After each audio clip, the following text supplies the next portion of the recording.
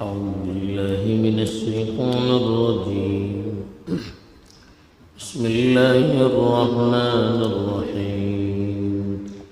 وإذ أخذنا ميثاقكم لا تسفكون دماءكم ولا تخرجون أنفسكم من دياركم ثم أقررتم وأنتم تشهدون ثم أنتم هؤلاء تقتلون أنفسكم وتخرجون فريقا منكم من ديارهم تظاهرون عليهم بالإثم والعدوان وإن يأتوكم أسارى تفادوهم وهو محرم عليكم إخراجهم أفتؤمنون ببعض الكتاب وتكفرون ببعض فما جزاء من يفعل ذلك منكم إلا خزي في الحياة الدنيا ويوم القيامة يردون إلى أشد العذاب وما الله بغافل عما تعملون أولئك الذين اشتروا الحياة الدنيا بالآخرة فلا يخفف عنهم العذاب ولا هم ينصرون. الحمد لله والصلاة والسلام على رسول الله وعلى. کل ان آیات کی تفصیلات بتائی گئی تھی. آج ان کی ترجمانی کی کوشش کی جائے گی. اللہ تعالیٰ کا ارشاد ہے وَإِذْ أَخَذْنَا مِيثَاقَكُمْ، اور وہ وقت بھی قابل ذکر ہے جب کہ ہم نے تم سے معاہدہ لیا، تاکیداً تم کو حکم دیا لا تسفکون دماء، تم آپس میں ایک دوسرے کا خون نہیں بہاؤ، ولا تخرجون انفسکم من دیارکم، اور آپس میں ایک دوسرے کو ان کے علاقوں سے نہیں نکالو گے. ثم اقررتم، پھر تم نے اس کا اقرار کیا، وانتم تشہدون، اور تم اس کے گواہ ہوئے.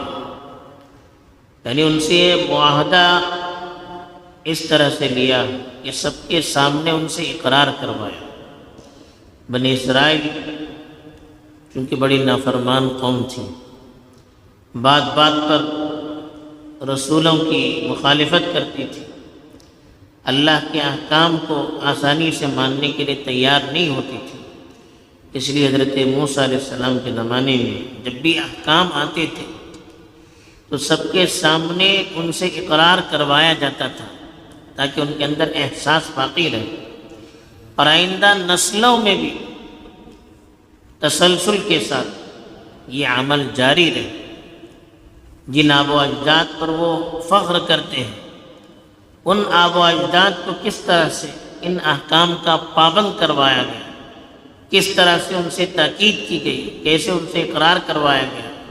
یہ تاریخ تسلسل کے ساتھ جب باقی رہے گی تو بعد میں آنے والوں کو بھی احساس رہے گا کہ ہمارے آب و اجداد کو کس طرح سے اس کا پابند بنایا گیا، تو ہم جو ان کے نام لیوا ہیں ہمیں اس کی پابندی کی کتنی ضرورت ہے.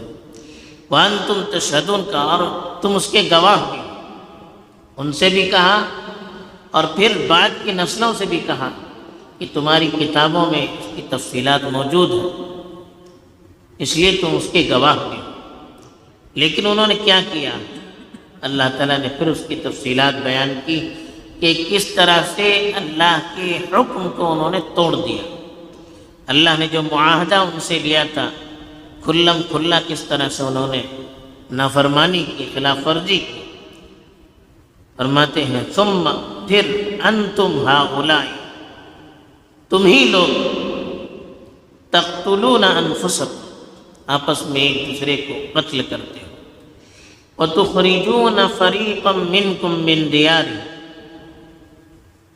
اپنوں میں سے ایک جماعت کو ان کے علاقوں سے تم نکالتے ہیں، تظاہرون علیہم، ان کے خلاف ایک دوسرے کا تعاون کرتے ہو، بالاثم والعدوان، گناہ اور ظلم سے۔ یہ ان کو یاد دلائے کہ جو معاہدہ تم سے لیا گیا تھا کہ آپس میں ایک دوسرے کی خوریزی نہیں کرنا، اب تمہاری تاریخ یہ بتاتی ہے کہ ہمیشہ دوسروں کا ساتھ دے کر تم نے آپس میں ایک دوسرے سے لڑائی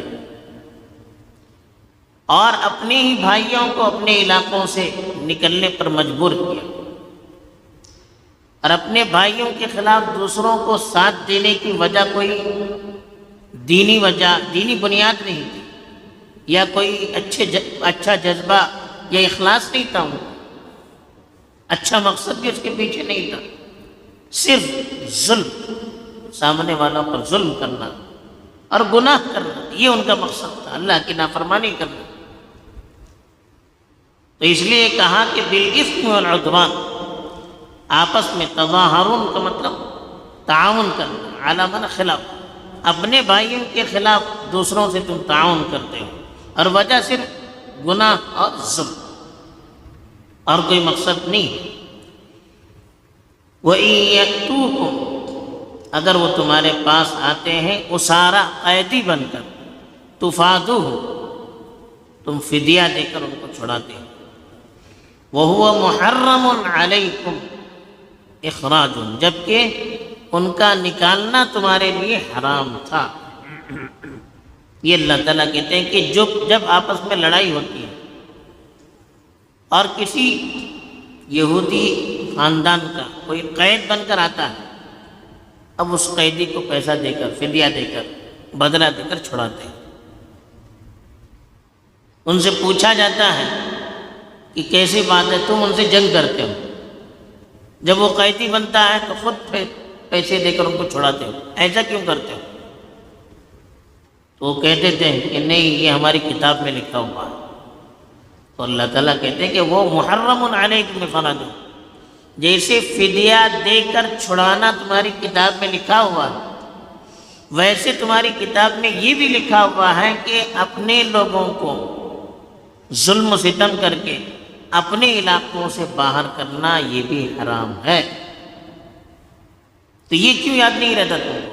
افتؤمنون ببعض الکتاب، کیا تم کتاب کے ایک حصے پر ایمان لاتے ہو، وتکفرون ببعض، اور ایک حصے کا انکار کرتے ہو، تھوڑے حصے کو قبول کرتے ہو، تھوڑے حصے کو ٹھکرا دیتے ہو، جو بات اچھی لگی اس کو قبول کرتے ہو، جو بات پسند نہیں آتی ہے اس کو ٹھکرا دیتے ہو۔ یہ کون سا فلسفہ ہے؟ عمل کرنا ہے تو پوری کتاب پر کرنا ہے۔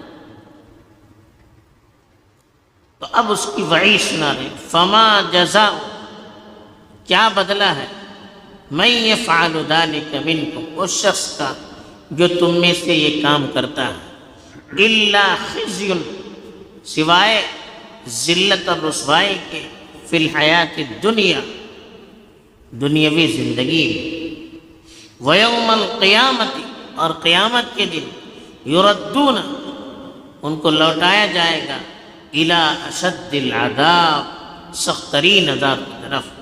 یعنی جو اس طرح کا کام کرتے ہیں،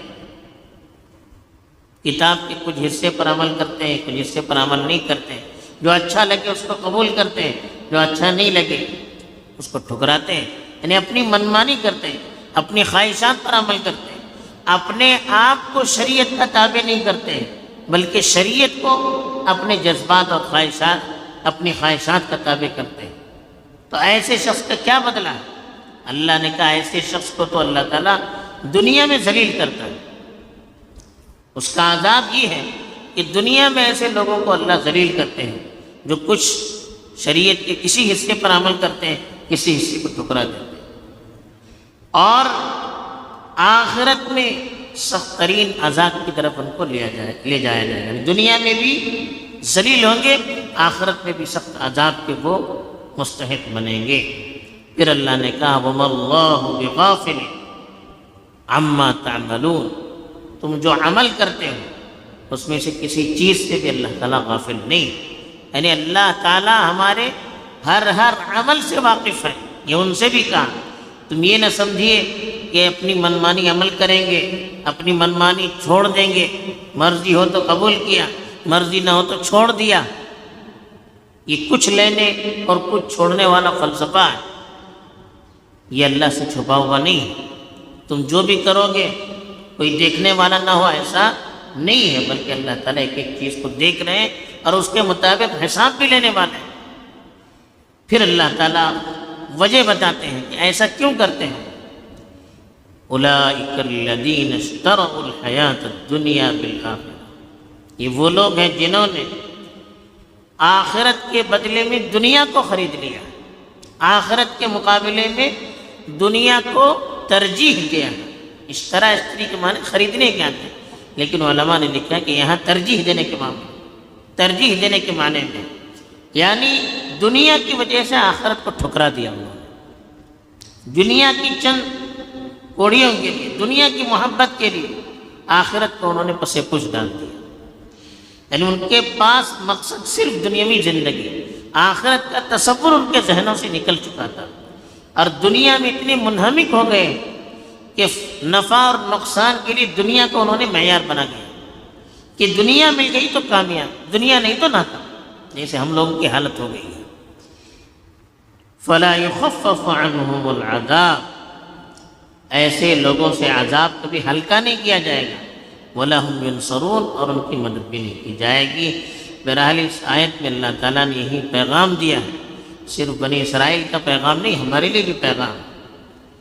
انہوں نے جس طرح سے اللہ کے احکامات کی پامالی کی اور اللہ کے عذاب کے مستحق ہو گئے، ہم سے بھی کہا جا رہا ہے کہ آپ لوگ یہ کام نہیں کرنا، اللہ کے احکام کو ٹھکرانا نہیں۔ اور دوسری چیز، وہ جیسے اپنی منمانی کرتے تھے، شریعت کے کسی حصے کو قبول کیا، کسی حصے کو ٹھکرا دیا، جو اچھا لگا اس پر عمل کیا، جو اچھا نہیں لگا اس پر عمل نہیں کیا، یہ عمل اللہ کو پسند نہیں ہے، اس سے ہم کو بھی روکا جا رہا ہے۔ آج ہماری بھی یہ حالت ہے، چند حصوں میں شریعت ہمیں نظر آتی ہے، باقی حصے میں شریعت ہمیں نظر نہیں آتی۔ شادی بیاہ ہو، کاروبار ہو، یا اس طرح کی چیزیں ہوں، کھیل کود ہو، تماشا ہو، ہمیں اس میں شریعت نظر نہیں آتی ہے۔ تیسری چیز جو اللہ نے یہاں بتائی، جو اس طرح کرتے ہیں کہ کسی حصے کو قبول کرتے ہیں، کسی حصے کو ٹھکراتے ہیں، اس کا عذاب دنیا میں ذلت اور رسوائی کے ذریعے سے ہوتا ہے۔ آج ہم اپنی آنکھوں سے دیکھ رہے ہیں کہ جو بنی اسرائیل پر وعید آئی تھی، آج ہمارے ساتھ بھی وہی ہو رہا ہے۔ ہم جیسے کچھ شریعت کے حصے کو قبول کر کے کسی کو چھوڑ رہے ہیں، آج ہم بھی اسی طرح سے ذلیل اور رسوا ہیں۔ یہ اصل سبب ہے کہ شریعت پر پوری طرح سے ہم نے عمل نہیں کیا، اپنے آپ کو شریعت کے تابع نہیں کیا، بلکہ شریعت کو اپنے جذبات کے ہم نے تابع کر دیا۔ چوتھی چیز جو اللہ نے یہ بتائی کہ ان ساری برائیوں کی اصل جڑ جو ہے وہ دنیا کی محبت ہے، آخرت کو بھولنا ہے، اس کی وجہ سے یہ کمزوریاں آ رہی ہے۔